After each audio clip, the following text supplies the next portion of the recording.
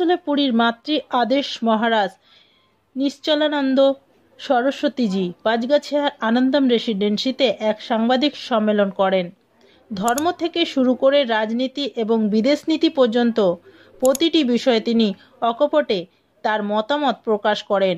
নেপালের সংকট সম্পর্কে এক প্রশ্নের জবাবে শঙ্করাচার্য বলেন যে নেপালের পরিস্থিতি যাই হোক না কেন তা দুর্ভাগ্যজনক, শান্তিপূর্ণ আলোচনার মাধ্যমে সমাধান করা উচিত।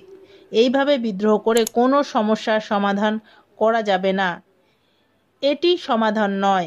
তিনি বলেন যে যারা ভাবছেন যে নেপালের মতো পরিস্থিতি ভারতেও আসতে পারে, এটি ঠিক নয়। তিনি বললেন যে নেপালে যা ঘটেছে তার পুনরাবৃত্তি কোথাও করা উচিত নয়। প্রধানমন্ত্রী নরেন্দ্র মোদী সম্পর্কে তার স্পষ্ট মতামত ব্যক্ত করে তিনি বলেন যে আজ প্রধানমন্ত্রী নরেন্দ্র মোদী সারা বিশ্বে বিখ্যাত, কিন্তু তিনি যদি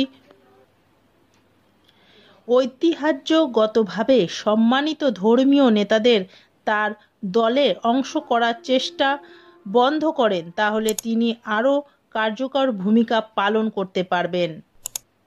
গ্রিন আসানসোল, ক্লিন আসানসোল।